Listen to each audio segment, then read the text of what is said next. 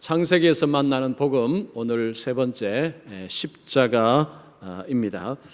자, 성경노트를 보시면서 오늘도 말씀이 굉장히 중요합니다. 말씀을 끝까지 경청을 하시면 좋겠습니다.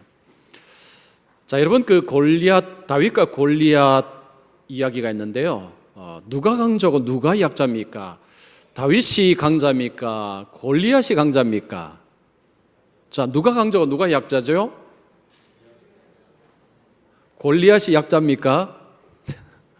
다윗이 약자죠. 다윗이 약자고 골리앗이 강자입니다. 골리앗은 거인이고 전사고 다윗은 소년입니다. 보통 그 신문에서 어떤 나라 대 나라가 이렇게 축구 경기나 경기할 때 이렇게 약한 나라가 강한 나라를 이렇게 이겼을 때 다윗이 골리앗을 이겼다, 이런 식으로 표현을 보통 그렇게 합니다. 대부분 상식적으로 다윗은 약자고 골리앗은 강자, 다 그렇게 이해를 합니다. 그런데 어떤 분은 이걸 거꾸로 이해하는 분이 있어요. 다윗이 강자고 골리앗이 약자다, 이렇게 이게 뒤집어서 해석을 하는 사람이 있습니다. 이 사람의 이름이 말콤 글래드웰이라는 분입니다. 말콤 글래드웰. 자, 이분의 책이 우리나라에 어마어마하게 팔리고 있고요. 이 사람이 한 편 중에 유명한 표현이 있습니다. 1만 시간의 법칙. 여러분 다 들어보셨죠? 1만 시간의 법칙. 어떤 영역에서 전문가 정도까지 올라가는데 1만 시간이 필요하다. 1만 시간의 훈련, 노력이 필요하다. 그런 이야기가 1만 시간의 법칙입니다. 이 이야기가 바로 이 사람 입에서 나왔습니다. 이 말콤 글래드웰이라는 사람이 지금 어마어마한 영향력을 가지고 있습니다. 2008년에 월스트리트 저널은요, 세계에서 가장 영향력 있는 경영 사상가 10명을 뽑았는데 그 중에 이 말콤 글래드웰이라는 사람을 그 중에 한 명으로 뽑았습니다. 이분의 책이 지금 미국이나 우리나라에도 지금 여러 권이 나와서 많은 사람들이 읽고 있습니다. 자, 이분이 쓴 책 중에 다윗과 골리앗이라는 책이 있습니다. 자, 이 책입니다. 혹시 읽어보신 분 계실지 모르겠습니다. 이 다윗과 골리앗, 제가 이제 이 책을 사서 이제 제가 읽었는데요. 여기에 바로 그 이야기 나옵니다. 자, 이분은 다윗을 강자로 이야기하고 골리앗을 약자로 이야기합니다. 자, 그러면 도대체 근거가 뭐냐? 대부분, 아니 전부, 이 사람만 빼고 다 다윗을 약자로 하는데 왜 이 사람은 다윗을 강자라고 이야기하느냐? 이분은 그런 이야기입니다. 고대의 이 물맷돌은 아이들 가지고 노는 새총이 아니라는 거죠. 살상무기라는 표현을 씁니다. 그러니까 다윗이 물맷돌로 골리앗을 쳤을 때 이 물맷돌은 아이들을 갖고 노는 소총이 아니라, 이 새총이 아니라 살상무기다. 살상무기다. 그는 살상무기로 골리앗을 쓰러뜨렸을 뿐이다. 그러면서 그가 하는 말이 이런 표현입니다. 그의 승리는 신의 뜻도 아니고 우연도 아니고 치밀하게 계획된 승리다. 다윗의 승리를 치밀하게 계획된 준비된 승리다, 이렇게 표현을 합니다. 그러면서 재밌는 표현이 골리앗을 어떻게 표현하느냐? 골리앗이 성경에 거인으로 나오죠. 이 사람에게 병을 하나 갖다 붙입니다. 말단 비대증. 이 골리앗이 말단 비대증을 앓고 있다는 거죠. 성경에는 그런 표현이 없습니다. 말단 비대증을 앓고 있는데 이 말단 비대증은 성장 호르몬이 과다하게 분비가 되어서 이제 몸이 막 크는 것입니다. 보통 사람은 훨씬 더 몸집이 커지는 거죠. 자, 이 병은 뇌에 종양이 생기는데 이 종양이 시신경을 압박을 해서 눈을 나쁘게 만든다는 거죠. 즉 지독한 근시로 만들기도 하고 지독한 난시를 만들기도 한다. 그러면서 이분은 이 골리앗을 말단 비대증 환자다. 말단 비대증 환자라서 앞을 잘 분간하지 못하는 사람이다. 그래서 그 골리앗이 약자고 살상 무기를 가지고 있는 다윗이 강자다라는 설명을 하고 있습니다. 그러면서 이분이요, 사람들이 전부 틀렸다는 이야기입니다. 사람들이 전부 잘못되었다. 잘못 알고 있다는 거죠. 그걸 뒤집어야 된다고 이야기했습니다. 즉 성경의 해석을 뒤집어야 된다, 그런 이야기했습니다. 저는 제가 그 글을 보면서요 웃었어요. 야, 이분 대단한 줄 알았는데 참 이분 엉터리구나. 그래서 제가 그분의 다른 글에 대한 신뢰도가 툭 떨어졌습니다. 이분이 글을 이런 식으로 쓰는구나. 어디서 그냥 주워 듣고 쓴 것입니다. 이건 성경 안 읽었습니다. 여러분 사무엘상 17장 11절 보십시오. 사울과 온 이스라엘이 블레셋 사람의 이 말을 듣고 놀라 크게 두려워하니라. 골리앗이 이스라엘 앞에 나섰어요. 하나님도 모욕하고 이스라엘을 막 모욕할 때에 사울과 이스라엘의 모든 사람이 그 앞에서 두려워서 벌벌벌 떨었다는 것입니다. 자, 이 말콤 글래드웰의 이야기대로 이 말단 비대증 환자고 지금 눈이 나빠서 앞을 잘 분간하지 못하는 사람이 앞에 나와서 큰 소리 친다고 이렇게 벌벌 떨까요? 우리 저 집사님들 그 앞에서 떨겠습니까? 안 떨죠?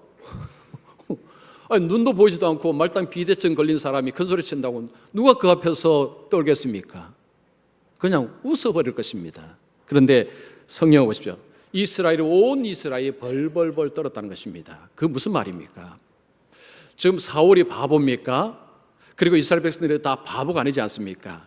눈앞에 골리앗이 눈이 보이는지 안 보이는지 그 사람이 전사인지 아닌지 다 알지 않습니까? 그런데 이 말콤 글래드웰은요, 저 책에 그렇게 적어 놓았습니다. 이 사람은 안 보이기 때문에 이 사람이 어떻게 전쟁할 수 있겠느냐, 그런 그걸 상대로 물맷돌로 쳐서 죽였으니 강자는 다윗이다, 골리앗은 약자다. 기가 막힌 해석입니다. 자, 이런 글을 보면 저는 화가 납니다. 화가 나요. 화가 납니다. 그분들은 지성인입니다. 지성인. 그 지성인의 입에서 그 글에서요 성경을 폄하합니다. 성경을 거꾸로 이야기를 합니다. 그분들 글을 읽으면요 성경을 본다는 것 자체가 바보입니다. 바보. 성경 보는 사람은 바보들이에요. 그 말도 안 되는 이야기를 붙들고 진리라고 했으니까 바보 아닙니까? 바보. 저와 여러분은 바보입니다. 바보. 사람을 바보로 만들고 있습니다. 그분들은 지성인들입니다. 여러분, 오늘날 이 지성인들도 이제 성경에 대해서 나름대로 뭐 연구도 하고 하겠죠 하는데 그들이 표현하는 것은 전부 이런 식입니다.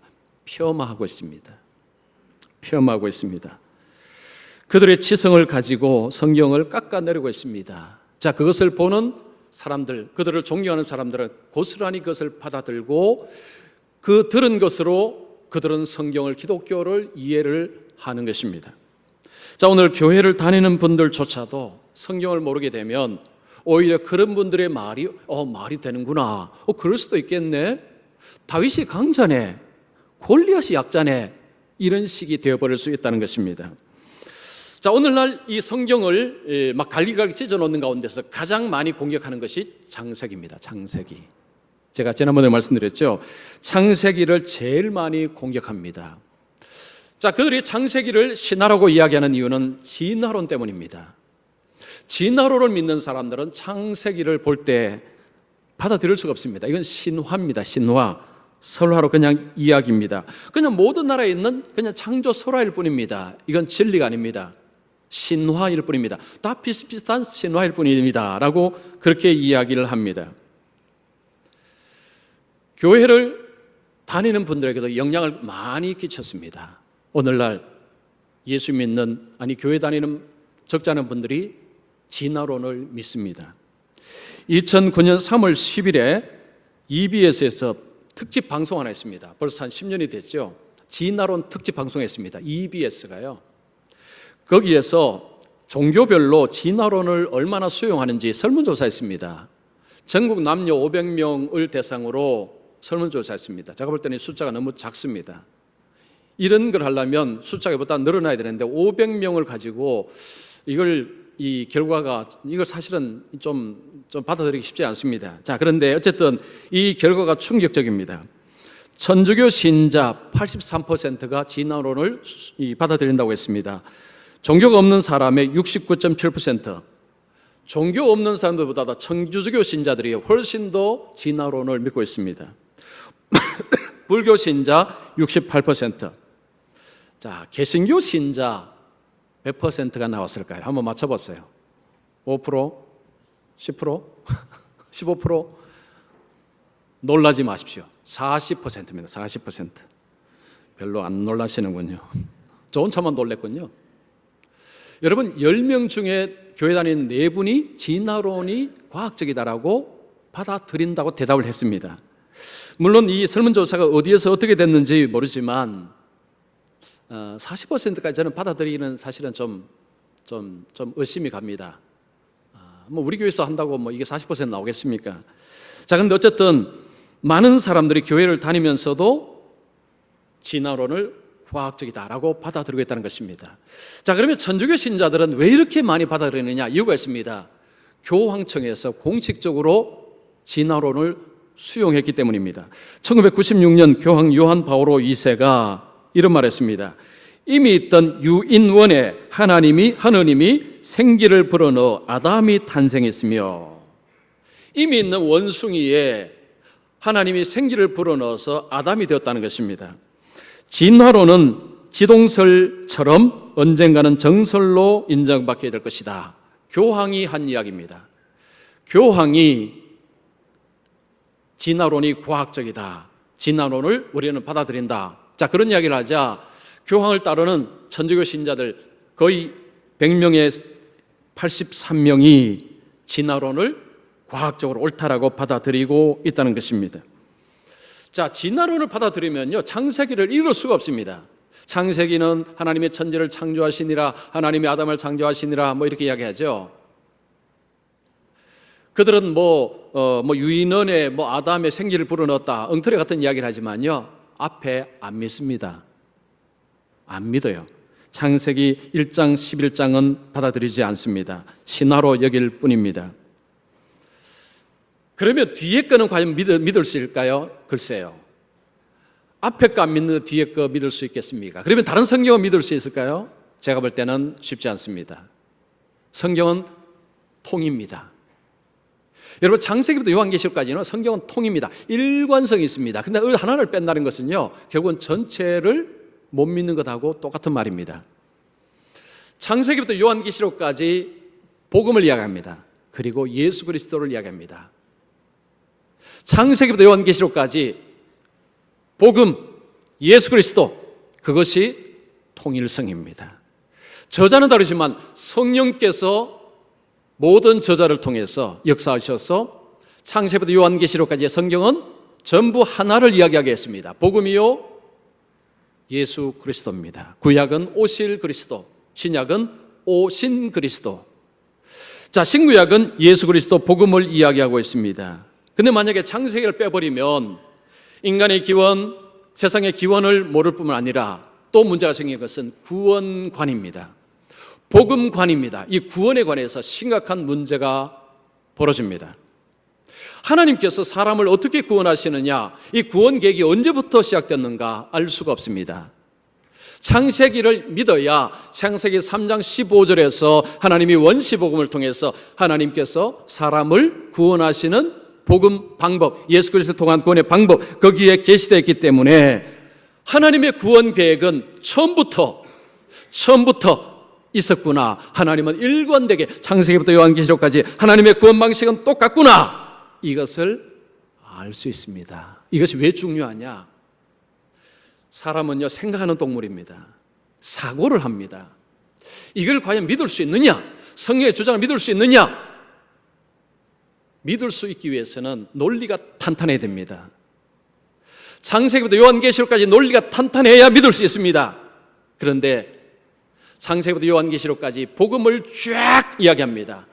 예수 그리스도를 쫙 이야기합니다. 논리가 너무 탄탄합니다. 아니, 믿을 수가 없다는 것이요. 즉, 성경을 알면 알수록 와, 하나님의 구원 계획이 이렇게 일관되구나, 이렇게 역사가 길구나, 이것은 신앙생활에 얼마나 도움이 되는지 모릅니다. 이거 아느냐 모르느냐는요, 하늘과 땅 차이입니다. 성경은 예수 그리스도를 이야기하고 창세기도 예수 그리스도를 이야기합니다. 제가 지난 두 번에 걸쳐서 복음을 말씀드렸습니다. 창세기의 복음을 말씀드렸습니다. 예수 그리스도를 말씀드렸습니다. 오늘 읽은 이 본문 속에 십자가가 들어 있습니다. 이 성경 읽으면요, 그냥 읽을 수 있는 본문입니다. 십자가가 보이지 않습니다. 그러나 여기에 십자가가 들어 있습니다. 오늘 저와 함께 십자가를 보겠습니다. 본문의 상황을 잠시 말씀드리자면, 하나님께서 물로 온 세상을 심판하시고 이제 방주에 노아와 8가족만 있습니다. 노아의 나이 601세 1월 1일에 하나님께서 방주의 뚜껑을 열고 노아로 하여금 보게 하십니다. 그리고 다시 닫고 다시 방주 안으로 들어가게 했습니다. 그리고 2달 뒤에 2월 27일에 하나님께서 이제는 방주에서 나가도 된다 하고 나왔습니다. 방주에 들어간 지 1년 11일 만에, 거의 1년이죠. 방주에 들어간 지 1년 11일 만에 노아가 방주에서 나왔습니다. 그가 자의적으로 나온 것이 아닙니다. 15절, 16절, 17절에 보면 하나님께서 노아에게 말씀하여 이르시되, 하나님께서 말씀하신 그 말씀을 따라서 본인도 나오고 가족도 나오고 짐승도 데리고 나왔습니다. 노아가 방주에서 나와서 그가 뭘 하고 있는가에 주의를 기울여야 됩니다. 그리고 그것이 성경에서 어떤 의미가 있는가를 알아야 십자가가 보입니다. 노아가 나와서 먼저 무엇을 했습니까? 제사를 드렸습니다. 20절 보시면 노아가 여호와께 제단을 쌓고 모든 정결한 짐승과 모든 정결한 새 중에서 제물을 취하여 번제로 제단에 드렸더니, 노아가 하나님께 제사를 드립니다. 왜 제사를 드리느냐 하면 하나님께 나아가기 위해서 제사를 드린 것입니다. 노아는 하나님께 나아가기 위해서 제사를 드렸습니다. 노아가 방주에서 나와서 그가 제일 먼저 한 것은 제단을 쌓고 하나님 앞에 제사를 드린 것입니다. 그가 왜 이렇게 했을까요? 그가 그냥 자의적으로 내가 제사 한번 들어봐야 되겠다 하고 했을까요? 아니면 하나님께서 제사라는 것을 미리 알려주셨기 때문에 그가 했을까요? 성경에서 제사는 인간이 고안해낸 것이 아닙니다. 성경에 보면요, 제사는 하나님께서 말씀하신 것입니다. 제사를 행할 때 사람이 자의적으로 자기들이 만들어서 제사를 하지 않았습니다. 하나님께서 하라는 대로 제사를 했습니다. 방주로 들어갈 때에 하나님께서 노아에게 정결한 짐승 7쌍을 데리고 들어가라고 했습니다. 정결한 짐승은 흠없는 짐승을 말합니다. 이거 레위기에 가면요, 흠없는 제물을 말하는 것입니다. 하나님께서 노아에게 방주로 들어갈 때에 정결한 흠없는 짐승 7쌍을 데리고 들어가라. 이게 무슨 의미입니까? 나중에 나올 때 이건 제물이다 라는 말씀입니다. 노아는 제사에 대해서 그는 알고 있고 그런 제사를 드린다는 것을 아는 사람입니다. 여러분, 성경에 제사가 언제 나옵니까? 창세기 4장에 나옵니다. 가인과 아벨이 하나님 앞에 제사를 드렸습니다. 하나님은 가인의 제사를 받지 않고 아벨의 제사를 받으셨습니다. 그들은 어떻게 제사를 했을까요? 아담과 하와가 가르쳐 준 것이라고 이야기합니다. 하나님께서 아담과 하와에게 제사를 가르쳐 주시고, 가인과 아벨이 제사하고 그 다음 내려온 노아가 자연스럽게 하나님 앞에 제사 드리는 것은, 그것은 어렵지 않은 것입니다. 그가 나와서 제단을 쌓았습니다. 이 제단이라는 것은 높은 곳에 돌 무더기를 쌓는 것입니다. 돌 무더기를 높이 쌓아서 거기에 짐승을 놓고 거기에 번제 제사를 드립니다. 이 번제 제사라는 것은, 번제라는 것은 위로 올라가다는 의미가 있습니다. 번제는 다 태우는 것입니다. 짐승을 다 태워서 드리는 제사입니다. 이 번제 제사는요, 모든 제사의 근본이고 모든 제사의 핵심입니다. 이것이 바로 번제 제사입니다. 다 태우기 때문에 연기가 하늘로 올라갑니다. 그래서 이 높은 곳에서 짐승을 태워서 연기가 올라갈 때에 이것은 하늘로 올라가는 것입니다. 즉 하나님께로 올려보낸다는 의미가 있는 것이 바로 이 번제 제사입니다. 여기에서 그러면 노아가 이렇게 제사를 드린 것이 도대체 어떤 의미가 있느냐라는 질문이 필요합니다. 자, 우리가 성경 읽을 때 왜 하나님께서는 이런 제사를 하라고 하셨을까? 왜 그는 이런 제사를 해야 했을까라는 질문입니다. 자, 이것은 성경을 전체에 대한 이해도가 필요합니다. 구약에서의 모든 제사는 모형의 제사입니다. 여러분, 모델하우스에 가시면, 이 아파트 모델하우스에 가시면 모형이 있습니다. 모형. 진짜가 아니죠. 모형은 진짜를 보여주는 그림입니다. 숙소판이죠. 모형을 보고 원형은 이런 거구나. 모형을 보면 알 수 있습니다. 구약의 모든 제사는 모형입니다. 원형이 무엇입니까? 예수 그리스도께서 자신의 몸을 들이신 그 십자가에 죽으신 사건, 그 제사가 원형입니다. 노아가 지금 하나님 앞에 번제 제사를 드릴 때에 이 제사의 의미는 뭐냐 하면 앞으로 장차 일어날 그리스도를 통한 그 제사, 자기 몸을 드리는 그 제사의 모형으로 지금 하나님 앞에 제사를 드리고 있다는 것입니다. 자, 이것은요, 이거 굉장히 중요합니다. 자, 구약의 사건을 그림자라는 표현을 씁니다. 그림자. 구약의 안식일, 구약의 제사, 이게 전부 그림자라고 이야기합니다. 실체는 아직 오지 않았다는 거죠. 진짜는 오지 않았다는 거죠. 진짜가 뭐냐면 예수 그리스도가 진짜고 예수 그리스도의 십자가가 진짜고 구약의 것은 전부 그것을 가리키는 모형이라는 것입니다. 자, 이 개념을 우리가 아는 것이 필요합니다. 자, 예수님이 이 땅에 오셨을 때 세례 요한이 사람들에게, 제자들에게 예수님을 뭐라고 이야기했습니까? 어린 양이라고 이야기했습니다. 이 어린 양 개념은 이스라엘 백성이 들으면 제물 개념입니다. 우리는 어린 양 하면 양을 생각하죠. 이스라엘 백성들 어린 양 하면 제물로 생각하는 것입니다. 아하, 제물이구나. 하나님 앞에 바쳐질 제물이구나. 예수님은 이 땅에 오셨을 때 하나님께 바쳐질 제물로 오셨다는 것입니다. 세례 요한이 바로 그 이야기를 하였습니다. 그리고 예수님이 자신의 몸을 십자가에 들이실 때 정결한 몸으로 들이셨습니다. 노아가 정결한 짐승을 하나님께 드렸듯이 정결한 몸을 하나님께 드리셨습니다. 자, 히브리서 10장 10절 보시면 이 뜻을 따라 예수 그리스도의 몸을 단번에 드리심으로 말미암아 우리가 거룩함을 얻었노라. 예수님이 자신의 몸을 단번에 드리심으로 우리가 의롭다함을 받았다. 예수 믿는 사람이 의롭다함을 구원을 받았다. 이것이 바로 성경의 선언입니다. 예수님이 십자가 지실 때 다 이루었다 하셨습니다. 뭘 이루신 것입니까? 구약의 모든 것들을 예수님이 다 이루셨다는 것입니다. 예수님의 노아가 제사한 것들, 아브라함이 제사한 것들, 구약의 모든 제사, 모든 것이 바라보던 그 성취물, 완성품, 내가 완성했다, 내가 원형이다, 내가 끝냈다. 예수님이 십자가에서 그 말씀을 하신 것입니다. 예수님의 십자가 사건은 전부 구약에서 모형으로 다 그려지고 있다는 것입니다. 이 말은 예수님이 이 땅에 오셔서 십자가 지신 사건은 우연한 사건이 아니라는 거죠. 어느 한 청년이 그냥 용감하게 나서서 내가 죽겠다 하고 죽은 사건이 아니라는 것입니다. 창세기부터 이미 계획되어 있는 사건이 예수님의 십자가 사건이라는 것입니다. 여러분, 우리가 성경을 볼 때 어떤 사람은 하나님의 진노만 보는 사람이 있어요. 그래서 하나님이 너무 무섭다. 하나님이 무서운 건 사실이지만 진노만 보면 무서워서 하나님께로 갈 수가 없습니다. 성경에는 하나님께서 물론 사람을 심판하셨지만 그 다음에 하나님께서 은혜를 베푸십니다. 심판 뒤에는 항상 은혜가 있습니다. 로마서 5장 20절 보시면 죄가 더한 곳에 은혜가 더욱 넘쳤나니, 죄가 많으면 하나님의 진노가 임합니다. 그런데 더 큰 것이 뭐냐? 하나님의 은혜가 그 모든 것보다 더 크더라는 말씀입니다. 심판이 있고 정죄가 있지만 하나님의 은혜는 그 모든 것을 덮을 만큼 더 크더라. 이것이 성경의 선언입니다.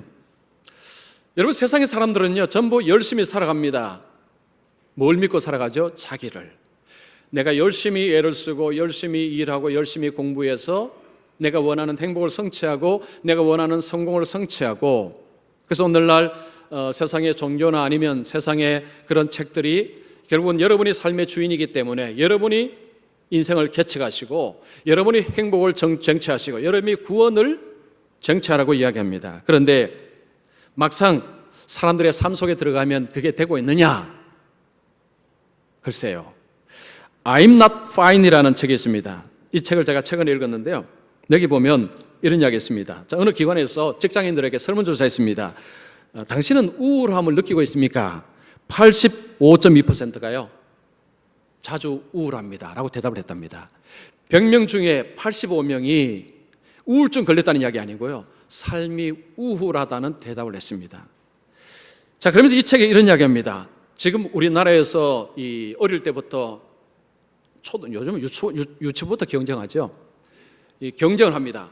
이제 경쟁은 좁은 길로 가기 위한 경쟁이죠. 좀 더 좋은 곳으로, 좀 더 위로 가기 위해서 경쟁을 합니다. 좁은 문을 향해서 경쟁을 하다가 취업을 하면 끝입니까? 거기서 또 경쟁합니다. 요즘은 이 1인 가구, 혼밥, 혼숙, 혼술 이런 표현이 이제 많죠.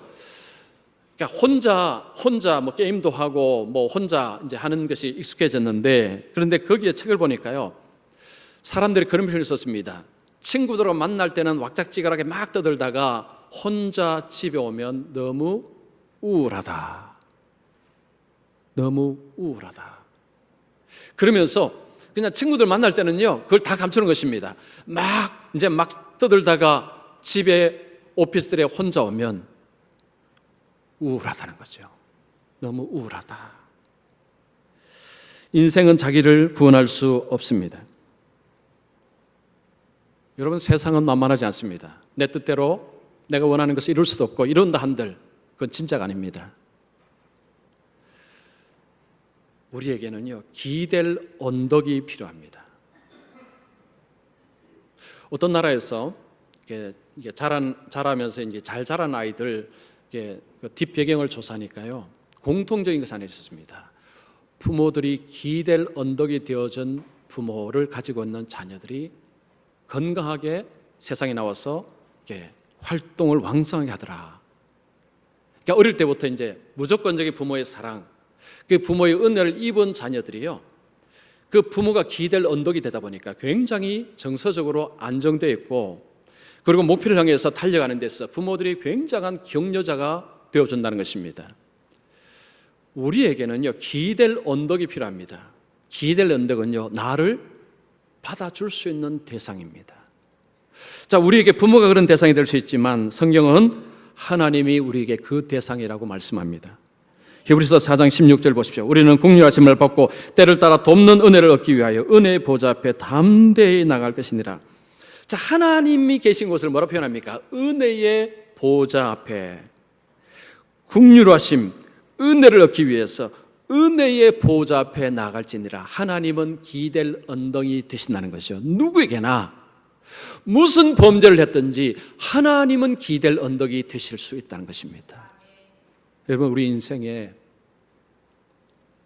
우울하고 힘들고 답답하고 억울하고 눈물 나고 아무도 알아주지 않는 이런 상황이 종종 우리에게 다가옵니다. 그럴 때 기댈 언덕이 필요합니다. 누가 기댈 언덕이 되어줄까요? 바로 예수 그리스도. 예수 그리스도의 아버지 하나님. 하나님은 담대히 나오라고 하셨습니다. 왜냐하면 나오면 은혜가 있기 때문입니다. 저도 그렇고요, 예수 믿는 여러분이 이 은혜의 보좌 앞에 가는 것을 주저하지 마시고 하나님을 기댈 언덕이라고 확신하시고 늘 은혜의 보좌로 나가시는, 그래서 그 속에서 은혜를 입는 복된 분들 되시기를 축원합니다. 자, 노아가 제사를 드렸습니다. 하나님이 어떻게 반응하셨습니까? 21절을 보시면 여호와께서 그 향기를 받으시고, 자, 표현이 재밌습니다. 하나님께서 향기를 받으셨다라고 얘기합니다. 자, 이걸 가지고요, 어떤 좀 엉뚱한 분은 그런 이야기를 합니다. 이게 번제가 이제 고기가 타지 않습니까? 위로 고기가 타니까 냄새가 올라가죠.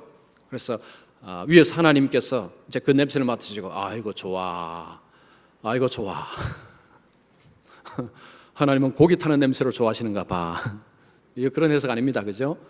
자, 이것은 그 믿음의 제사, 향기로운 제물, 그 제물을 하나님이 받으셨다는 것입니다. 하나님께서 노아가 드리는 이 제사를 향기로운 제물, 향기로운 제사로 받으셨다는 거죠. 이 표현이 에베소서에 나옵니다. 에베소서 5장 2절 보십시오. 그는 우리를 위하여 자신을 버리사 향기로운 제물과 희생 제물로 하나님께 드리셨느니라. 자, 예수님께서 자신의 몸을 드리실 때 하나님이 예수님의 몸을 어떻게 보셨습니까? 향기로운 제물로 받으셨다는 거죠. 노아가 하나님 앞에 드리는 제물을 향기로운 제물로 받으셨듯이 예수님이 자신의 몸을 드린 그 제물, 그 제사를 하나님이 향기로운 제물로, 향기로운 제사로 받으셨다는 것입니다. 노아의 제사가 십자가를 보여주는 거울이라고 말할 수 있는 근거가 바로 이것입니다.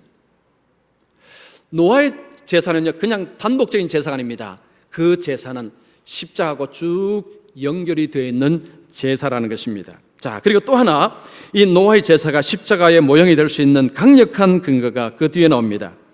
자, 21절에 보시면 하나님께서 그 제사를 받으시고, 자, 어떻게 하셨습니까? 받으시고 그 중심에 이르시되 내가 다시는 사람으로 말미암아 땅을 저주하지 아니하리니. 하나님께서 노아의 제사를 받으시고 복을 주시겠다 말씀하신 것입니다. 중심 말씀은 이거 말씀하신 거죠. 자, 노아의 향기로운 제물을 받으시고 하나님께서 복을 주시겠다라고 작정을 하신 것입니다. 노아의 제사는요, 인류에게 복을 주기 위한 선한 제사였습니다. 자, 예수님께서 자신의 몸을 들이심으로 예수님으로 인해서 세상에 복이 임했습니다. 이게 좀 똑같지 않습니까? 자, 그런데 중요한 표현은 그 다음 표현입니다. 자, 그 다음 표현을 잘 보시면 이는 사람의 마음이 계획하는 바가 어려서부터 악함이라. 여러분, 이 21절은요, 읽으실 때, 야, 이거 좀 이상하다, 이렇게 보시는 분이 사고를 정상적으로 하시는 분이에요. 그냥 아무 생각 없이 읽으시는 분은요, 아무 생각 없이 읽으시는 겁니다. 이게 좀 이상한 표현입니다. 자, 잠깐 좀 쉽게 말씀드리면요. 자, 하나님께서 내가 다시는 이렇게 심판하지 않겠다라고 하시면서, 왜냐하면 인간들이 어려서부터 악하기 때문이다. 이건 말이 안 되는 소리입니다. 이렇게 말하는 것이 이게 앞뒤가 맞죠. 내가 세상을 계속해서 저주하고 심판할 것이다. 왜냐하면 그들이 어려서부터 악하고 악을 행하기 때문이다. 이래야 논리적으로 맞지 않습니까? 그런데 지금 하나님의 말씀이 앞뒤가 우리의 입장을 보면요, 이게 조금 이상합니다. 악하다고 하는데 심판하지 않겠다고 이야기합니다. 이게 논리적인 모순이죠. 자, 그런데 여기에 놀라운 것이 들어가 있습니다. 자, 하나님이 왜 이런 말씀하셨느냐? 여러분, 성경에서 인간을 어떻게 이야기합니까? 인간은 죄인이고 인간은 전적으로 부패하고 전적으로 타락했다라고 이야기합니다. 여러분, 예레미야 17장 9절에 그런 말씀이죠. 만물보다 거짓되고 심히 부패한 것은 마음이라. 사람의 마음은 심히 부패해서요, 일만의 가능성도 없다는 것입니다. 무슨 가능성입니까? 하나님을 사랑하고 하나님의 뜻을 쫓고 하나님의 뜻을 따라 살 가능성이 1%도 없다는 것입니다. 왜냐하면 완전히 망가졌기 때문에. 지금 이 21절 말씀은 이런 말씀입니다. 내가 다시는 그들을 심판하지 아니하리라. 왜냐하면 그들이 완전히 망가졌기 때문이다. 자, 여기에 한 가지 해석이 더 붙여져야 됩니다. 그래서 나는 긍휼을 베풀기로 마음을 먹었다, 이런 이야기입니다. 그래서 인간에게 자비를 베풀겠다, 이런 이야기입니다.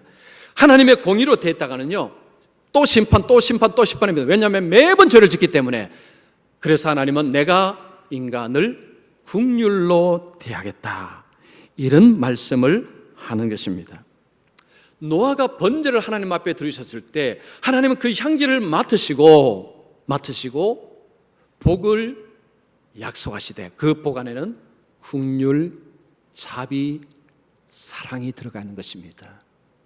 그들은 도무지 가능성이 없지만 내가 그들을 긍휼로 내가 그들을 살릴 것이다.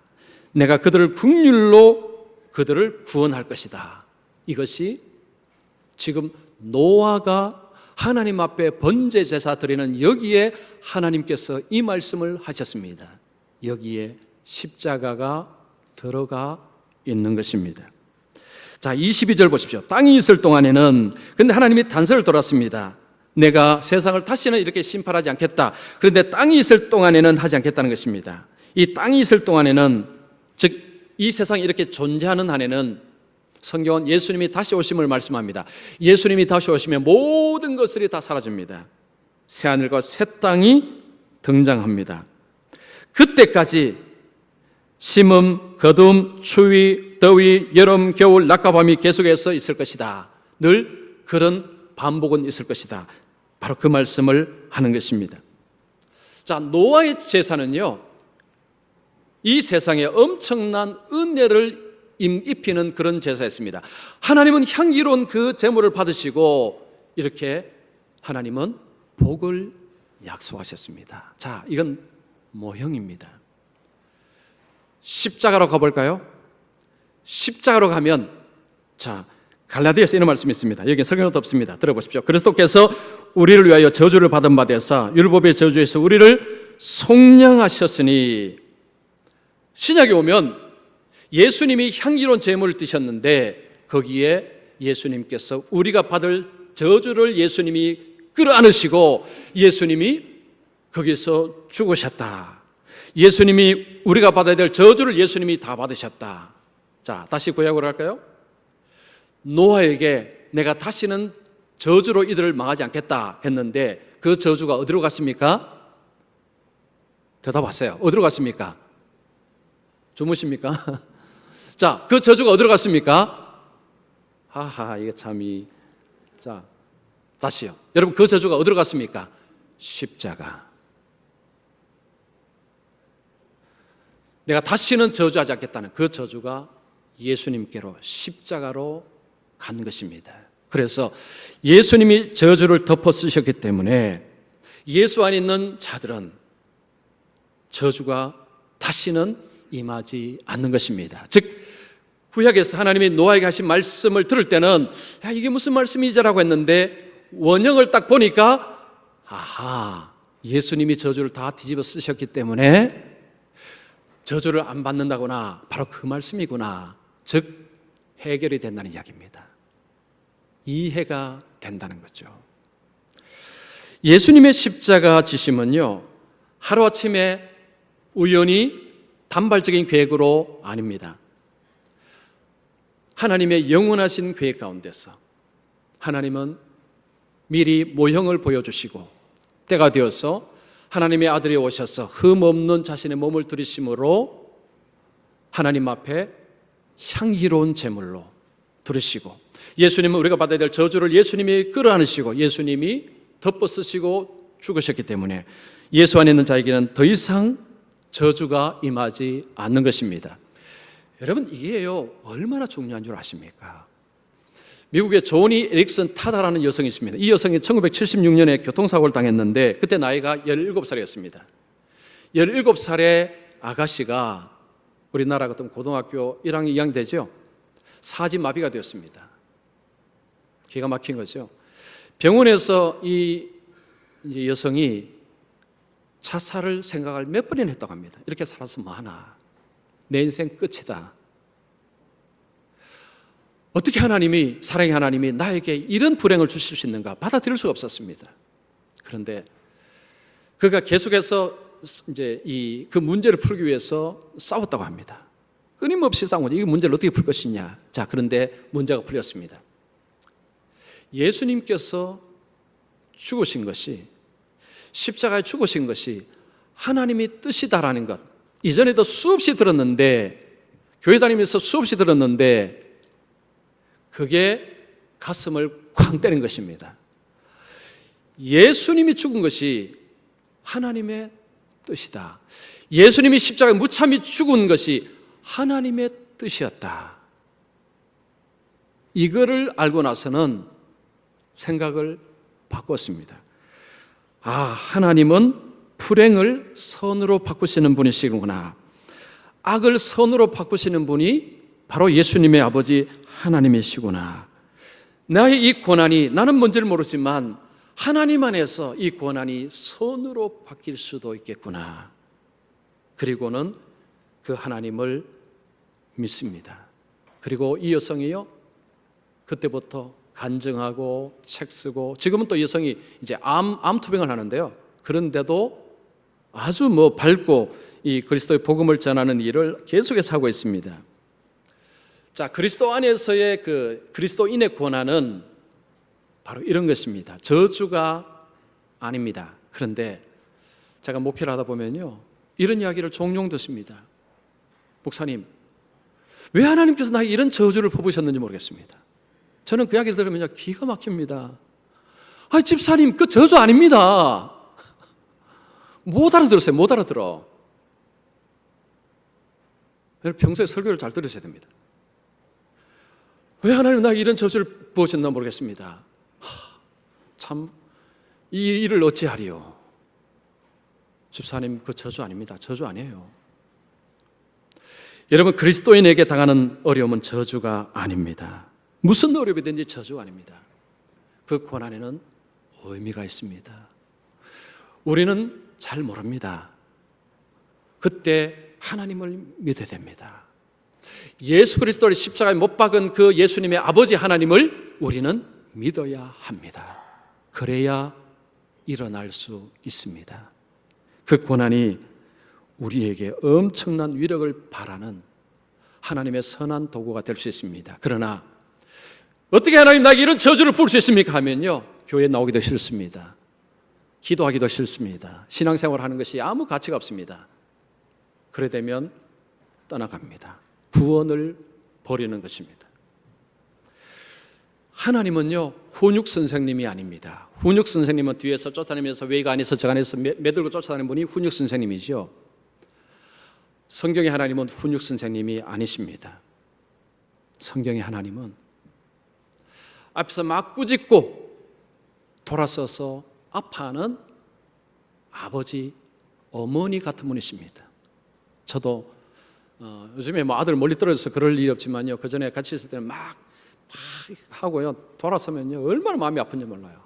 참 부모의 마음이라는 게 이렇습니다. 성경에 나타난 하나님은 꼭 그런 하나님이십니다. 앞에서 막 책망하고 돌아서서 마음 아파하시고 은혜를 퍼부으시는 하나님, 그분이 우리가 섬기는 하나님이십니다. 근데 그런 하나님이 창세기부터 나옵니다. 그 복음이 창세기부터 출발합니다. 그 창세기를 덮어버리면 이 구원을 어찌하리요? 이 복음을 어찌알리요? 이 하나님의 은혜를 어찌알리요? 그래서 이제 앞으로 3번 더 남았습니다. 여러분 3번 더 기대를 하시고요, 이것을 알면 예수 믿는 것에 대한 엄청난 자긍심이 생기고요, 그리고 성경을 보는 눈이 달라집니다. 와, 하나님이 이런 분이셨구나. 하나님이 이런 분이셨구나. 여러분, 이 자리에 이렇게 예배 자리에 와서 하나님 앞에 예배 드릴 수 있는 것은 바로 그 복음을 통해서 은혜를 베푸시는 그 하나님이시기 때문에 저와 여러분이 이 자리에 있을 수 있는 것입니다. 훈육 선생님 같으면요 절대로 불가능합니다. 꾸짖고 마음 아파하는 그 아버지, 어머니 같은 분이 우리 하나님이시기 때문에 우리가 이 자리에서 하나님을 아바, 아버지라고 부를 수 있는 것입니다. 저도 마찬가지고 우리 오신 모든 분들이 이 복음 속에서 하나님께서 계획하신 이 십자가, 이 복음의 은혜를 가슴 깊이 새기시고, 그래서 평생의 삶에 이 복음을 확증하고 복음을 확신하심으로 흔들리지 마시고, 세상이 뭘 하든지, 창세기가 신화를 말하든지 뭘 하든지 후회됨이 없이 복음을 굳게 붙들고 복음 가운데서 주님과 함께 승리의 삶을 살아가시기를 축원합니다. 기도하겠습니다.